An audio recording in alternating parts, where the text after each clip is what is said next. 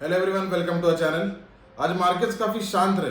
Basically option buyers के लिए आज का मार्केट बिल्कुल सही नहीं दिख रहा था, क्योंकि एक ही लेवल पर निफ्टी और बैंक निफ्टी की तो हालांकि आज एक्सपायरी थी, लेकिन एक ही लेवल पर पूरा दिन निफ्टी और बैंक निफ्टी खेल रहे थे। हाँ, लेकिन 80% जो होता है, 80% मार्केट ऐसा ही होता है, तो इसको टैकल करना भी ट्रेडर्स के लिए सीखना ही पड़ेगा। और इससे मार्केट्स में अगर आप वो ट्रेडिंग करोगे तो इसमें काफ़ी दिक्कतें आ सकती है, क्योंकि रैलीज हमें हमेशा नहीं मिलने वाली। मार्केट अपने अपने हिसाब से चलने वाला है, हमारे हिसाब से कभी चलने नहीं वाला है। अभी अगर देखा जाए तो कौन से बड़े बड़े पैरामीटर्स हैं जिनका मार्केट पर इम्पैक्ट हो रहा है, वो सारी चीज़ों का हम इस वीडियो में डिस्कस करेंगे। और आने वाले टाइम में कौन सी मूव्स पॉसिबल है निफ्टी और बैंक निफ्टी में, वो भी सारी चीज़ें हम इस वीडियो में डिस्कस करेंगे। अभी अगर देखा जाए तो करीबन एफओएमसी की मीटिंग थी, फेडरल की मीटिंग थी, और उसमें उनके जो इंटरेस्ट रेट्स थे वो अनचेंज रहे, जो कि काफ़ी कुछ एक्सपेक्टेड वही था मार्केट्स को कि इंटरेस्ट रेट जो है वो अनचेंज ही रहेंगे। क्योंकि फेडरल रेट का उनका ये कहना था कि उनका जो इन्फ्लेशन का जो टारगेट था वो 2% का है, और अभी फिलहाल वो 2% बहुत जल्दी होते हुए नहीं दिख रहा है। और उन्होंने क्लियरली यही बताया कि जब तक हम उस इन्फ्लेशन के गोल को अचीव नहीं कर लेते तब तक इंटरेस्ट रेट्स में कट नहीं किया जाएगा। लेकिन इंटरेस्ट रेट्स को कट ना करने के साथ में और एक भी उन्होंने एक निर्देश दिया था कि इंटरेस्ट रेट हाइक भी होते हुए नहीं दिख रही। तो मेरे हिसाब से कुछ दिनों के लिए ये स्टेबल रहेगी, और जैसे इन्फ्लेशन में कुछ अगर आगे जाके डेटा अगर अच्छा निकल के आता है कि जो इन्फ्लेशन की मदद कर सकता है, तो तभी वो इंटरेस्ट रेट्स का डिसीजन ले सकते हैं। लेकिन इंडियन मार्केट्स के लिए काफ़ी अच्छे अच्छे न्यूज़ निकल के आए थे। पीएमआई जो इंडिया का इंडेक्स है, जो मैन्युफैक्चरिंग इंडेक्स होता है, वो करीबन 59% पर आया था। बेसिकली ये काफ़ी अच्छी खबर है, क्योंकि 50 के ऊपर अगर इंडेक्स रहता है, पीएमआई इंडेक्स रहता है, तो इसका ये डिनोट होता है कि एक्सपांशन मोड पर है। जो मैन्युफैक्चरिंग जो सेक्टर है वो एक्सपांशन मोड पर है। अगर 50 के लगभग अगर होता है तो फिर वो नो चेंज मोड पर है, और 50 के नीचे अगर होता है तो वो कॉन्ट्राडिक्टरी मोड पर है, मतलब कम होते जा रहा है। तो उसके कारण ये जो 59 का जो डेटा निकल के आया, ये काफ़ी अच्छा डेटा है। जीएसटी कलेक्शन का जो डेटा निकल के आया अप्रैल के लिए, वो 2.1 लाख करोड़ का निकल के आया है। और ईयर ऑन ईयर अगर देखा जाए तो पिछले ईयर में अप्रैल में जो डेटा था उसके हिसाब से 12.4% जीएसटी की कलेक्शन में राइज हुआ है।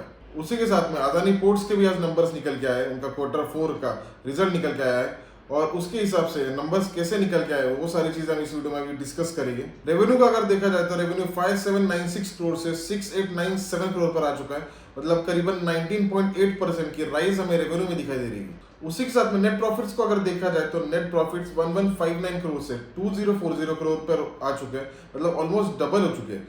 तो ये भी एक अच्छा निकल के आया है। लेकिन नेट प्रॉफिट्स के बारे में जो एक्सपेक्टेशन थे वो करीबन 2200 करोड़ 2300 करोड़ की थी, तो एक्सपेक्टेशंस के हिसाब से नहीं है, लेकिन फिर भी अगर नंबर देखा जाए तो काफ़ी अच्छा नंबर निकल के आया है। EBITDA का जो मार्जिन था वो पिछले टर्म में 56 था, 56% से 58% पे अभी दिखाई दे रहा है, मतलब EBITDA मार्जिन पे भी अच्छी राइज हमें दिखाई दे रही है। सिर्फ एक ही कंसर्न जो दिखाई दे रही थी वो ये दिखाई दे रही थी कि उन्होंने ये कहा है कि जो इजराइल और हमास का जो वॉर चल रहा है, तो उनको काफ़ी क्लोजली वो वॉच कर रहे हैं, क्योंकि वहाँ पे उनका पोर्ट है, आएगा फोर्ट जो है तो उनका इजराइल में है, तो उसके कारण वो सारी चीज़ें उसको क्लोजली वॉच कर रहे हैं कि बहुत ज़्यादा अगर एस्केलेट होता है या फिर कम होता है तो उसका इम्पैक्ट शायद इस पर हो सकता है।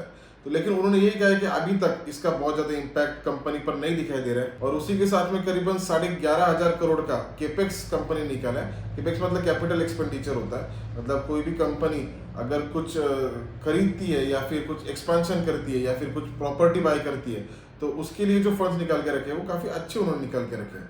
तो मेरे हिसाब से ऐसे लग रहा है कि एक्सपेंशन मोड पर अदानी पोर्ट का रिजल्ट दिखाई दे रहा है। तो मेरे हिसाब से जो रिजल्ट जो निकल के आए वो काफ़ी अच्छे निकल के आए हैं, और कुछ ऐसा प्रॉब्लमैटिक या फिर कुछ वीकनेस रिजल्ट्स में नहीं दिखाई दे रही है, उल्टा कुछ हद तक स्ट्रेंथ ही कंपनी में दिखाई दे रही है। अभी हम देखेंगे कल के लिए मार्केट में हमारा क्या आउटलुक रहेगा। बैंक निफ्टी में अगर देखा जाए तो बैंक निफ्टी ने करीबन 49,243 पर क्लोज दिया है, और लिटरली पूरा दिन उसी लेवल पर उसने ट्रेड किया है, और लिटरली ओपन होने के बाद कुछ हद तक हमें एक राइज दिखी, और उसके बाद में तो पूरा दिन उसने वहीं पे ट्रेड किया है। अभी ये जो लेवल है 49,200 की, तो ये काफ़ी क्रूशल बन चुकी है, क्योंकि आज दिन भर ट्राई करने के बाद भी काफ़ी बार उसने उस लेवल को हिट किया है, लेकिन फिर भी उसको उस लेवल को ब्रेक नहीं कर पाई है। और अपर लेवल पर अगर देखा जाए तो 49,500 ये भी काफ़ी क्रूशल लेवल है। मुझे ऐसा लगता है कि 49,200 के नीचे अगर बैंक निफ्टी रहती है तो उसके बाद में जल्दी कुछ लेवल नहीं है, और फिर सीधा 48,682 मतलब 48,700 के नज़दीकी एक नया सपोर्ट दिखाई दे रहा है। तो मुझे ऐसे लगता है कि इसके नीचे अगर रहती है तो वहाँ तक जा सकती है।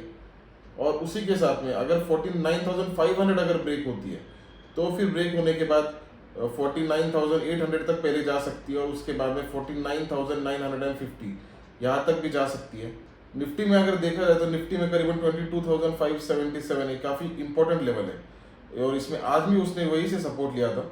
तो मुझे ऐसा लगता है कि जब तक 22,768 ऊपर के लेवल पे ये जब तक ब्रेक नहीं होती और डाउनवर्ड साइड में 22,577 जब तक ब्रेक नहीं होती तब तक मुझे ऐसा लगता है कि इस ट्रेड में मैं शायद ट्रैप हो सकता हूँ। तो अगर 22,570 डाउनवर्ड साइड में ब्रेक होती है तो फिर ही मैं ट्रेड लूँगा और फिर मेरा जो ट्रेड जो रहेगा उसका टारगेट मेरा 22,411 तक रहेगा और अपर लेवल पर अगर 22,768 अगर ब्रेक होती है तो फिर मेरा जो लेवल रहेगा, मेरा जो टारगेट रहेगा वो 22,900 ये रहेगा।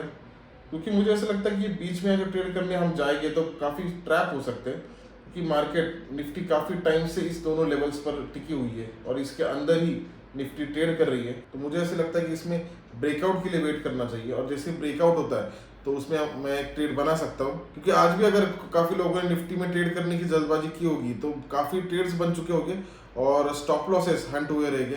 तो वैसी चीज़ें नहीं करनी, जब तक ट्रेड नहीं बन रहा है तब तक कोई दिक्कत नहीं है। अगर ट्रेड किसी दिन नहीं भी बन रहा है तो मैं उसके लिए वेट करूँगा। और इसमें अगर लाइव मार्केट्स में कुछ भी अगर अपडेट्स आपको जानने होगी तो हमारा जो फ्री टेलीग्राम चैनल है उसकी लिंक इस डिस्क्रिप्शन में दी गई है, आप उसको फॉलो कर सकते हो। उसमें सारी चीज़ें मैं अपडेट करते रहता हूँ और आई होप ये वीडियो आपको बेनिफिशियल रहे। Thank you.